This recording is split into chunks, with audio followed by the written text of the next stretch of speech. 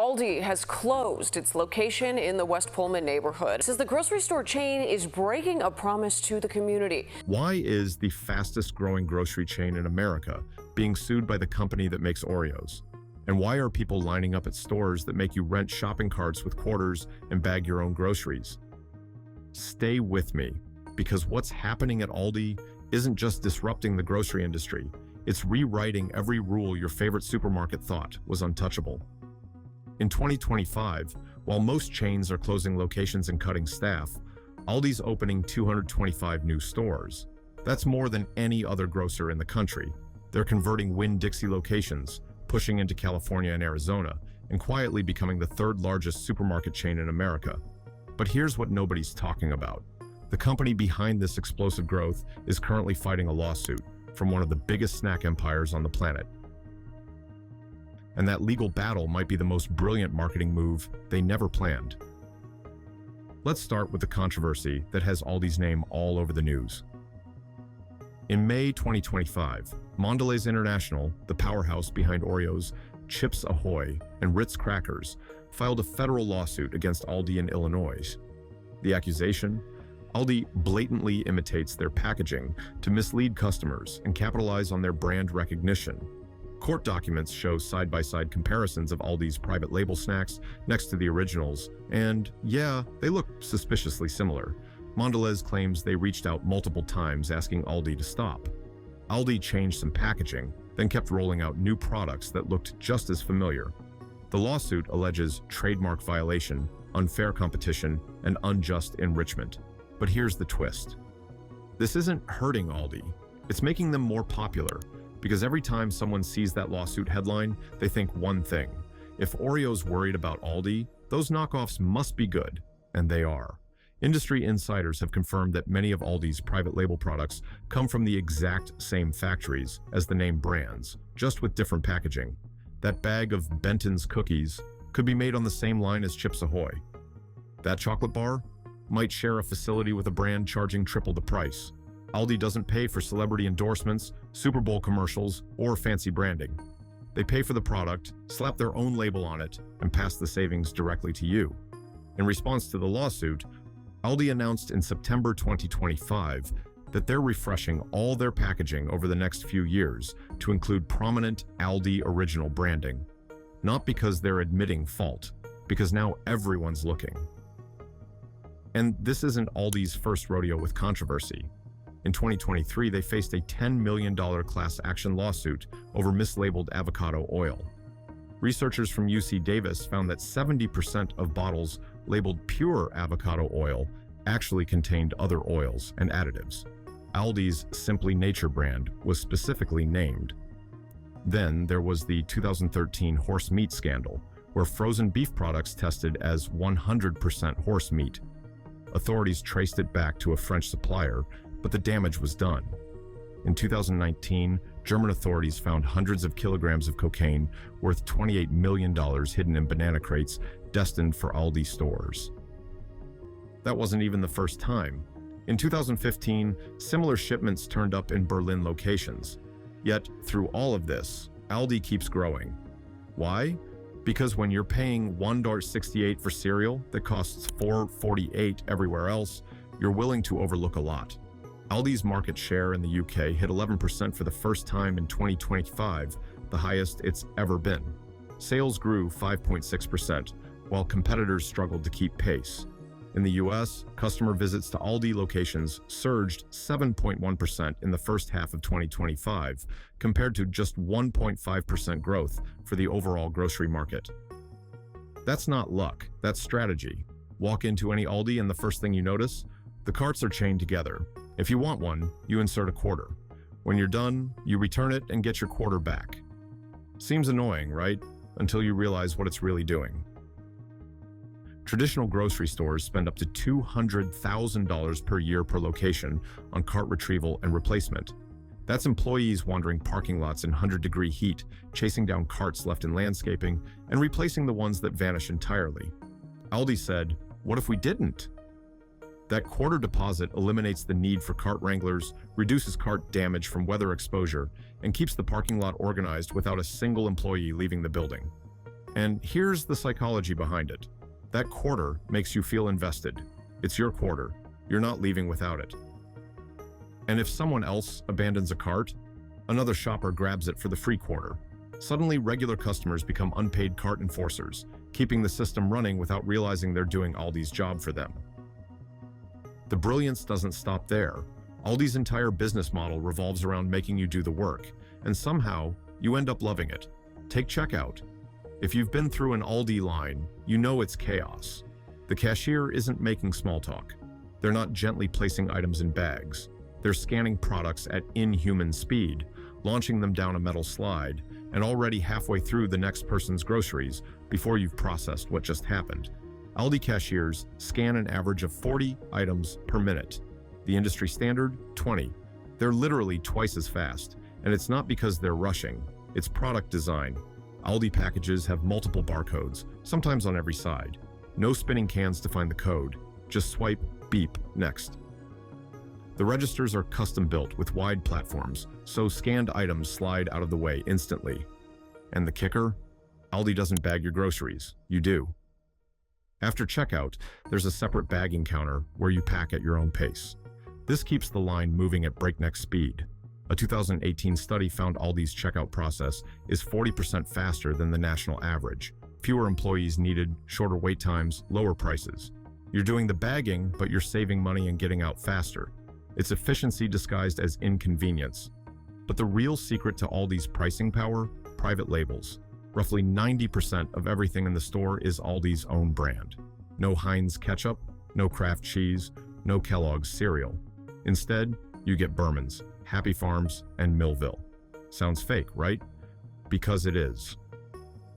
These are fictional brand names created by Aldi for products manufactured by the same companies making the national brands. In many cases, the only difference is the label. Aldi works directly with producers, cutting out middlemen, marketing budgets, and distribution markups.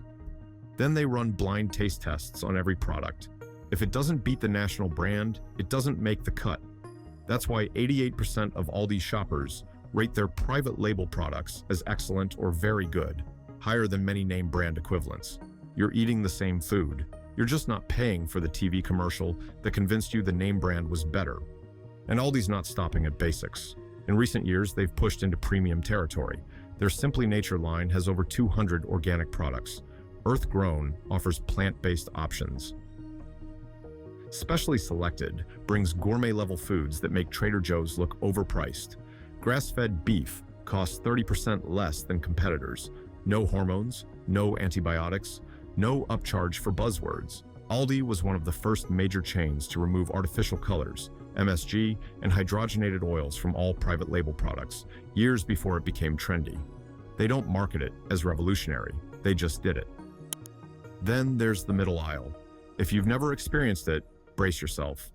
This is where budgets go to die. Officially called Aldi Finds, this rotating section drops new limited-time products every Wednesday. One week, it's patio furniture.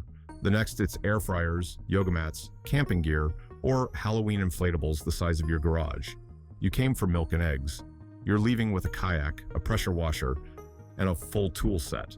And you don't even kayak.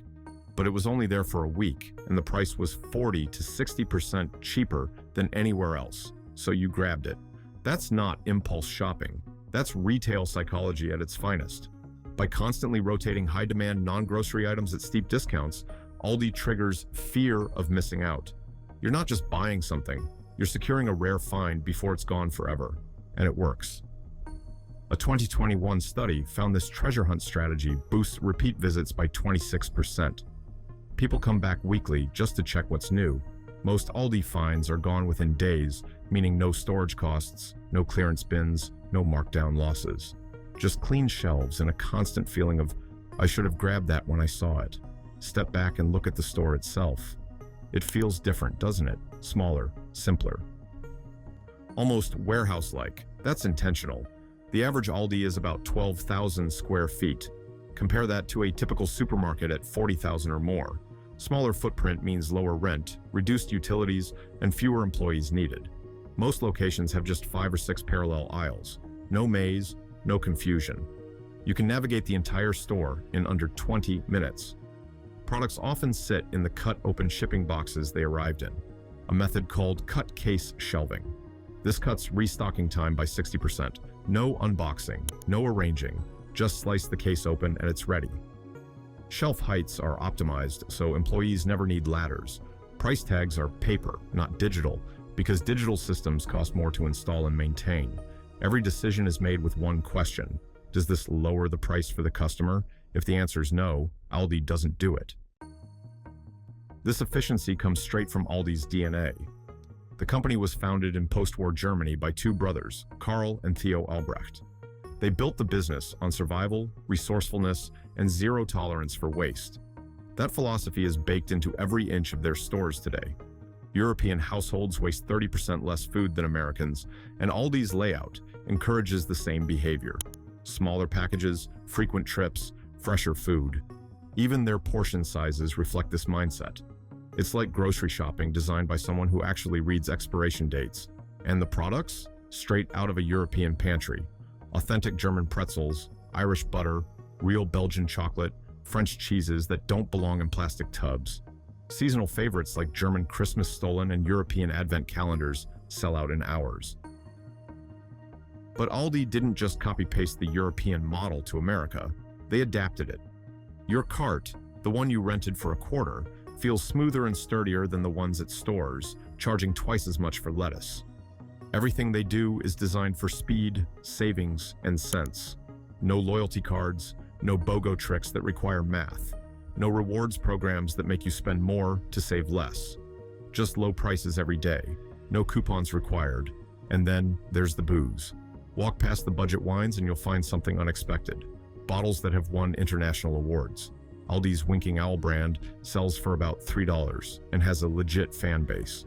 But dig deeper and you'll find their quarter-cut bourbon barrel-aged Cabernet, winner of double gold at the San Francisco International Wine Competition. It beat bottles costing 5 times more. Aldi works directly with vineyards, skips marketing costs, and sells under their own labels. No middleman, no shelf inflation. Just quietly impressive wine at prices that feel like typos. They sold over 35 million bottles in North America last year. Their beer lineup has racked up awards too, all curated by Sam Caporn, a literal master of wine who helps Aldi select and source like a pro. Same goes for chocolate. While other stores stock cheap waxy bars that taste like regret, Aldi offers premium European chocolate at snack bar prices. Brands like Moser Roth and Chocaré, imported straight from Germany and Belgium. Real cocoa butter, rich texture, flavors that belong in a $30 gift box, not sitting next to canned beans. These bars sell for under $3. Meanwhile, Whole Foods charges $9.99 for the same cocoa percentage. That's not chocolate. That's robbery with a foil wrapper. Now let's talk about what's flying off shelves in 2025. Aldi's not just stocking groceries, they're starting food riots. The Kirkwood Nashville hot chicken wings dropped in March for $8.99, and the internet lost its mind. These aren't your typical wings drowning in sticky sauce. They're dry, rub style, with a crisp, flavor-layered heat that builds slow, then suddenly has you reaching for milk while pretending you're fine. TikTok exploded with air fryer demos, showing golden skin snapping louder than the comment section. People put them side by side with Buffalo Wild Wings and Wingstop, charging $20+ for 6 pieces. The verdict? Can't tell the difference. Some locations put purchase limits because people were leaving with 10 bags at a time, stocking up like they were preparing for a sports bar apocalypse. Then came the Clancy's Cuban Sandwich Kettle Chips in mid-March for $1.95. These things broke all chip logic. While other brands play it safe with plain barbecue, Aldi went full Miami deli mode. Smoky pork, sharp mustard, briny pickle, all in one crunchy kettle-fried bite. The flavor shouldn't work, it should be weird, but somehow it slaps hard. Fan groups posted photos of empty shelves with captions like Cuban Chip Crisis 2025. People started hoarding them like canned goods during hurricane season. And the specially selected salmon Wellington? For $12, Aldi delivered fine dining without the pretension. Flaky puff pastry, perfectly cooked salmon fillet, herbs and seasonings that make you want to high-five your oven. The kind of dish you'd pay $40 for at a restaurant, except you control everything. 45 minutes in your oven, no French degree required. Wild-caught salmon, cheese sauce, golden crispy pastry. One bite and people think, wait, this came from the same place I bought frozen green beans and cat litter? Yes. Welcome to Aldi's final form. These products aren't just grocery items. They're proof that Aldi cracked the code in 2025. Big flavor, low prices, zero compromises. While other chains charge $25 for sad salads and overcooked shrimp, Aldi's delivering crispy wings, Cuban chips, and gourmet seafood, all while keeping your bank account alive. But the real story isn't just what Aldi sells, it's how fast they're spreading. In February 2025, Aldi announced plans to open more than 225 new stores by the end of the year, the largest single-year expansion in their nearly 5-decade U.S. history. They're converting roughly 220 Winn-Dixie and Harvey's locations acquired from southeastern grocers. Florida alone accounts for nearly half of their new store announcements. They're pushing into Southern California, Arizona, and opening their first Midtown Manhattan location in 2026. By the end of 2025, Aldi will have around 2,600 U.S. locations, making them the third largest supermarket chain in the country by store count, behind only Walmart and Kroger. In the UK, they're moving even faster. Aldi's opening an average of one new store every week for the rest of 2025, part of a $650 million investment. They're also refurbishing 35 existing stores, modernizing layouts and customer experience. Their long-term UK target? 1,500 stores, and the competition is feeling it. When Aldi enters a market, other retailers start surgically examining their prices, because when people see lower prices on staple goods, they infer the whole store offers better value. Aldi ranked highest in customer surveys at 96% for value per dollar. This isn't hype, it's a calculated takeover. Aldi stores are packed at a time when grocery visits overall are stagnating. Customer trips to Aldi were up more than 7% in the first half of 2025, compared to 1.8% growth for the broader industry. Their market share keeps climbing. In the UK, Aldi hit 11% for the first time, with sales growing at the fastest rate since January 2024. Rival discounter Lidl is also surging, but Aldi remains the leader in the discount grocery space. Meanwhile, traditional giants like Asda are bleeding market share, dropping over a full percentage point year over year. And here's the kicker. All those lawsuits, the packaging controversies, the horse meat scandal a decade ago, the cocaine found in banana shipments, none of it slowed Aldi down. If anything, it made them more famous. Because at the end of the day, people care about one thing: price.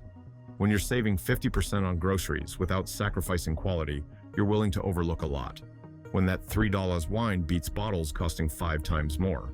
When those knockoff cookies taste better than the originals. When you leave with a full cart for under $100. That's when you realize Aldi isn't playing the same game as everyone else. They're not trying to be Whole Foods. They're not pretending to be Walmart. They're Aldi. And they're winning by doing exactly what they've always done. Keeping it simple, keeping it cheap, and keeping you coming back. So here's the real question. If Aldi's business model is this effective, why isn't everyone copying it? Because it requires ruthless efficiency and a willingness to strip away everything customers think they want. No flashy displays, no live music, no free samples, no endless aisles of 47 mustard options. Just products that work, prices that don't lie, and a shopping experience that respects your time and wallet. That's hard to replicate when your entire business is built on the opposite. Aldi's not perfect. Customer reviews are mixed. Some complain about rude staff, inconsistent stock, and quality issues. Trustpilot ratings for Aldi UK hover around 1.9 stars, with complaints about bruised produce, poor customer service, and lack of response to complaints. But those same reviews don't stop the stores from being packed every week, because even disappointed customers keep coming back when the savings are too good to ignore. And that's the genius of Aldi. They don't need to be perfect, they just need to be cheaper. They don't need to please everyone. They just need to win over enough people who care more about their bank account than their shopping experience. In 2025, with inflation still squeezing budgets and consumers hunting for value, Aldi's positioned perfectly. They're expanding faster than any competitor. They're gaining market share in every region they enter, and they're doing it while being sued by one of the biggest snack companies on the planet, turning legal battles into free publicity. So next time you walk into Aldi, look around. That quarter you put in the cart? Save them $200,000 a year. That cashier scanning faster than you can blink? Cut their labor costs in half. That middle aisle full of random treasures? Brought you back 3 times this month? That private label cereal that tastes like Fruit Loops? Made in the same factory? Sold for a third of the price. Every decision, every detail, every inconvenience you experience is designed to lower the price without lowering the quality. And it's working. Aldi's not just disrupting the grocery industry, they're rewriting the entire playbook. While everyone else is trying to figure out how to compete, Aldi's already won, because they never cared about competing. They just cared about giving you exactly what you needed at a price you couldn't refuse. And in 2025, with 225 new stores opening and market share climbing to record highs, it's clear that's all they ever needed to do.